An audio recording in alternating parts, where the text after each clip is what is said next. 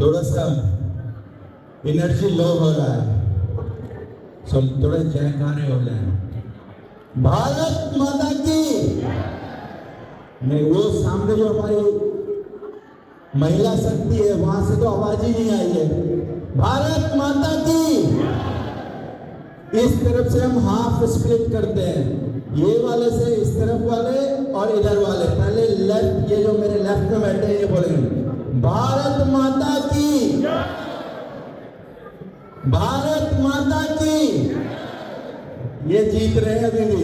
भारत माता की, भारत माता की।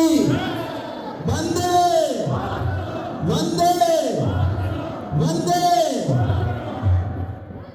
थोड़ी सी देर के लिए मैं चाहता हूं कि आप लोग भी अपना काम 2-3 मिनट के लिए रोक के जो मैं कहने जा रहा हूं उस पर आप ध्यान लगाइए कि मैं क्या आपसे बात करना चाह रहा हूं आज।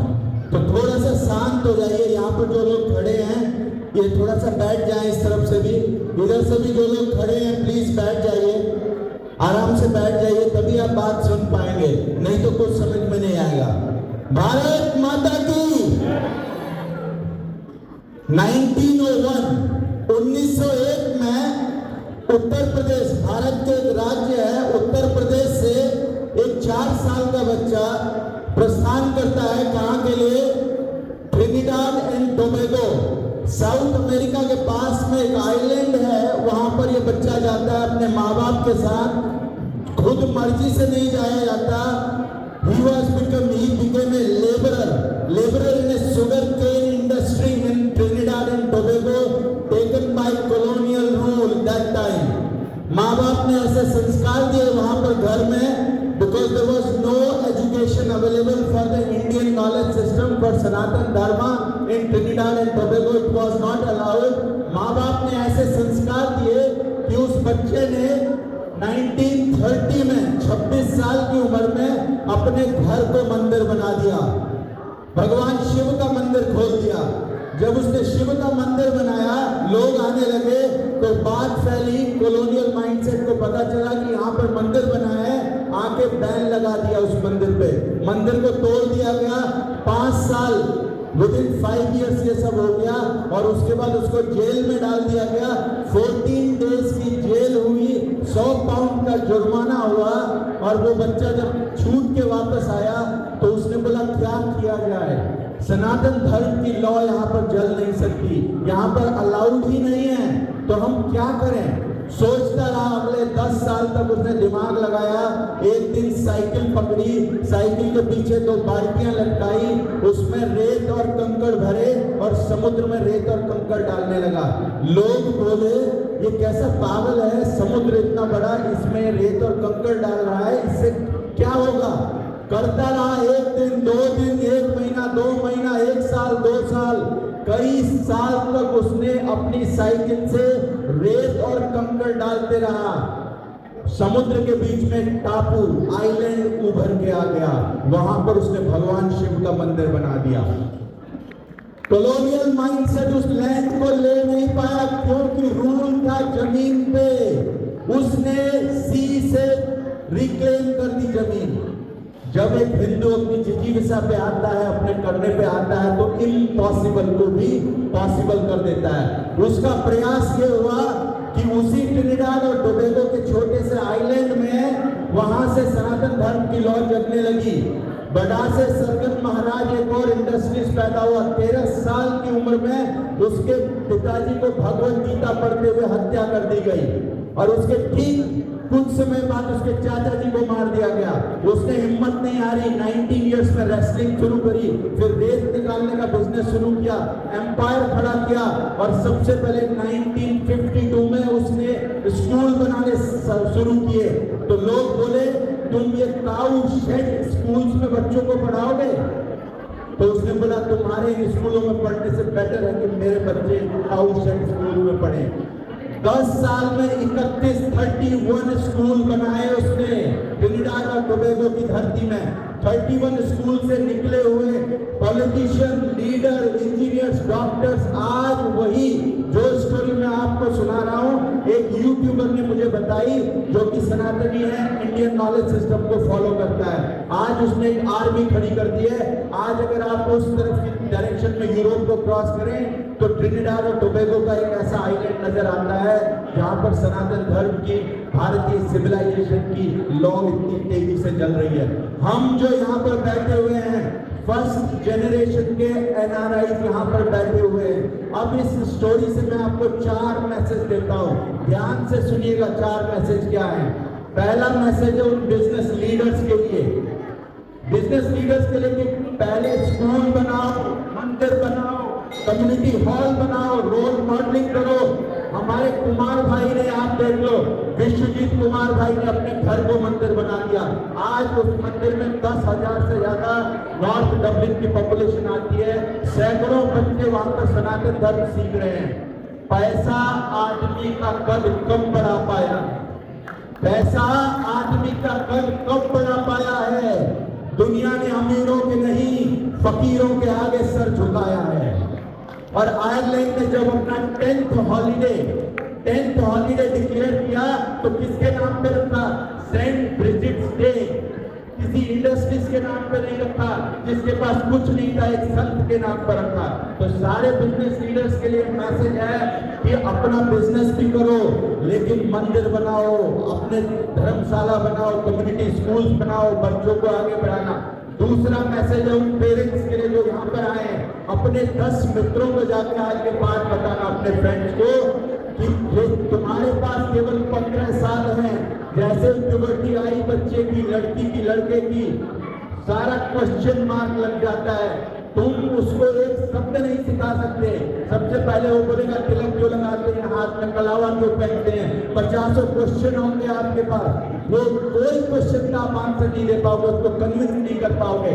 बच्चे को अगर संस्कार देने हैं तो 15 साल से पहले देने हैं। और इसी के ईओबी गुरुकुल यहाँ पर बना हुआ है जो बच्चों को ये संस्कार दे रहा है। You only have 15 years.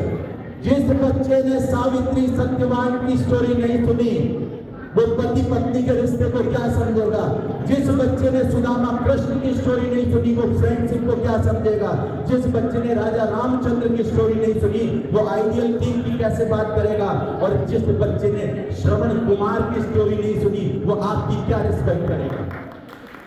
अपने बच्चों को आइडियल सन, आइडियल गुरु, आइडियल हस्बैंड, आइडियल वाइफ, सनातन धर्म के उन रोल मॉडल्स को प्रेजेंट करो। तो अपने बच्चों को विदेशी बनाओगे, याद रखना मेरी बात बहुत कैजुअल वे में कह रहा हूँ, विदेशी मुर्गी देसी अंडा कभी नहीं देती, याद रखना है। तीसरा मैसेज है मेरा कम्युनिटी मेंबर्स के लिए, stop treating me and my community as a growing market. मैं केवल ग्रोइंग मार्केट नहीं हूं। आपने बोला कपड़ों की जरूरत है, कपड़ों की दुकान बना लूंगा, ग्रोसरी की जरूरत है, ग्रोसरी की दुकान बना लूंगा, मिठाई की जरूरत है, मिठाई की दुकान बना लूंगा, और बैंकिंग की जरूरत है तो फाइनेंस की कंपनी खोल दूंगा।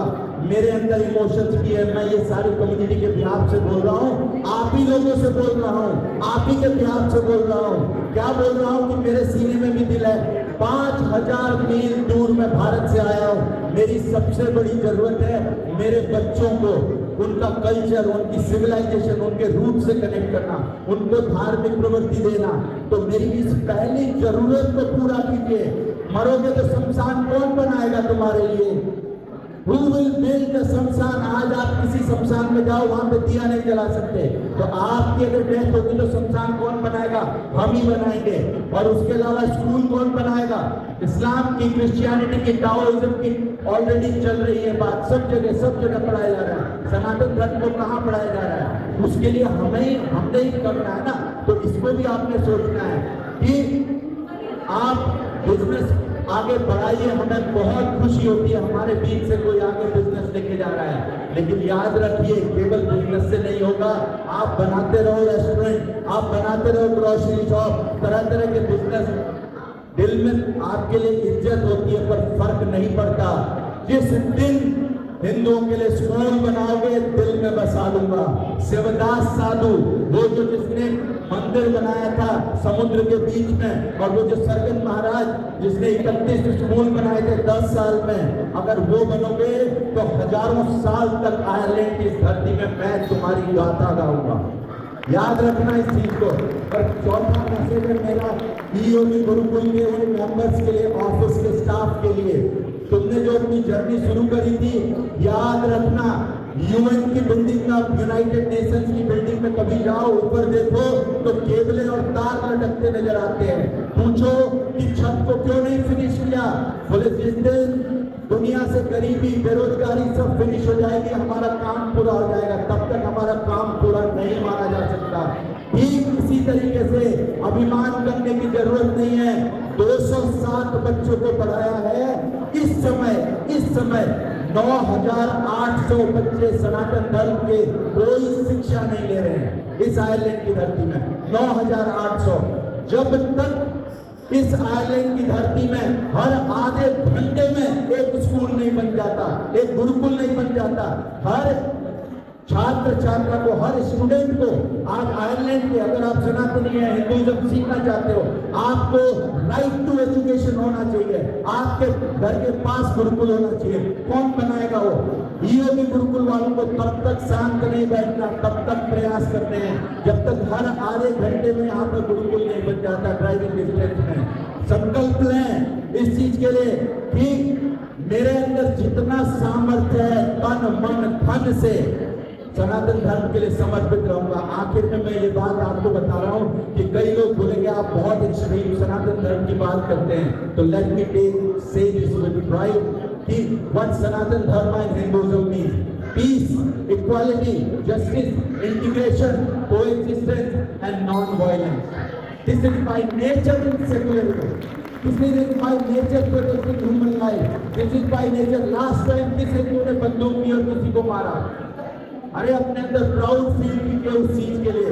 तो हमारे से अगर पूछोगे, मेरे से पूछोगे हम क्या है, हमारे लिए सनातन धर्म क्या है, बात फिनिश कर रहा हूं अपनी कि रक्त की हर बूंद में सनातन धर्म को समर्पित है। सांस का एक एक कण सनातन धर्म को समर्पित है। और मरने के बाद भी अगर तेरी अस्थियों को कोई कान लगा के सुनेगा ना, तो यही आवाज आएगी, सनातन धर्म की जय। हमारा ये भाव है, इस भाव को लेकर चल रहे हैं। तो बाकी सब लोगों के लिए मैं अटल बिहारी वाजपेयी जी के फेमस पॉइंट है उससे फिनिश करता हूँ। छोटी सी लाइन है कि होकर स्वतंत्र कब मैंने चाहा, कर लूं दुनिया को गुलाम। होकर स्वतंत्र कब चाहा मैंने, कर लूं दुनिया को गुलाम। मैंने तो सदा सिखाया अपने मन को करना गुलाम।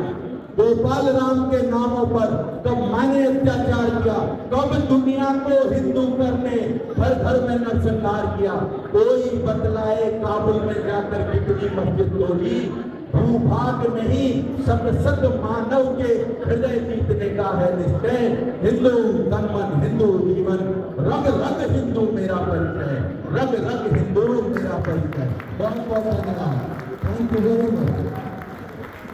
भारत माता की, भारत माता की।